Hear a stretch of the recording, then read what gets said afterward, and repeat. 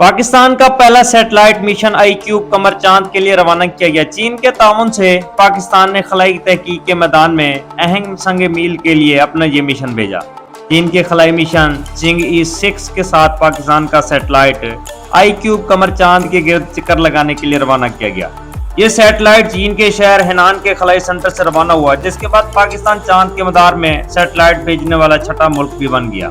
ये इंडिया के चंद्रयान मिशन के मुकाबले में बहुत ही छोटा मिशन, लेकिन फिर भी ये एक छोटी सी कोशिश आने वाले वक्तों में पाकिस्तान के लिए एक बड़े मिशन का राह हमवार कर सकती। सैटेलाइट चीन के विंचिंग खलाई सेंटर से 3 मई को खला के लिए रवाना हुआ। आई-क्यूब कमर को इंस्टीट्यूट ऑफ स्पेस टेक्नोलॉजी ने चीन की शंघाई यूनिवर्सिटी और Pakistan national space agency Sparco के ताउन से डिजाइन और तैयार किया गया। दुनिया का पहला मिशन है जो चांद की दूसरी तरफ से नमूने हासिल करेगा। पाकिस्तानी सैटेलाइट आई-क्यूब कमर जो ऑप्टिकल कैमरों से भी लैस किया गया, जो चांद की सतह की तस्वीर लेने के लिए इस्तेमाल होते हैं। तो पाकिस्तान का सैटेलाइट का मिशन है, ये टेस्टिंग और काबिलियत के लिए चीन के ही चिंग-6 मिशन के साथ मुंसलिक किया गया है। इब्तदाई रिपोर्ट के मुताबिक ये बताया गया कि सैटेलाइट चांद के मदार में तकरीबन 5 दिन में पहुंचेगा।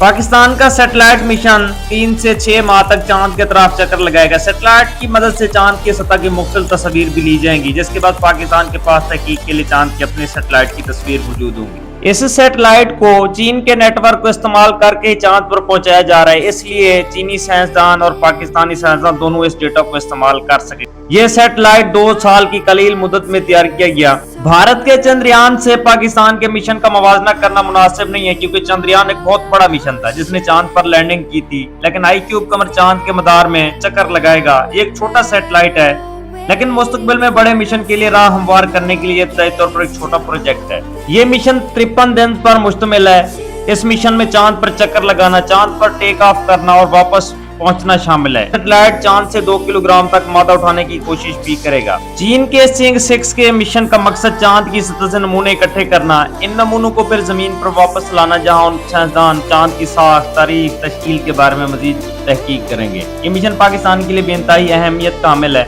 क्योंकि इसमें इंस्टीट्यूट ऑफ स्पेस टेक्नोलॉजी की तरफ से तैयार करदा क्यूब सैटेलाइट आई-क्यूब भी मौजूद है।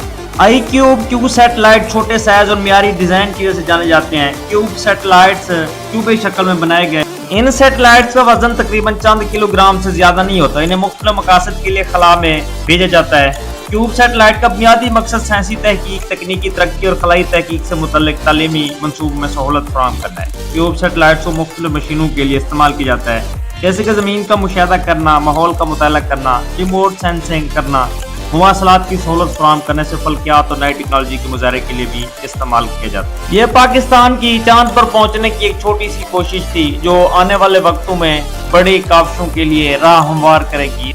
इस तरह के इंफॉर्मेटिव वीडियो के लिए हमारे चैनल को सब्सक्राइब कर लें, वीडियो को लाइक कर दें, बेल आइकन को प्रेस कर दें। शुक्रिया।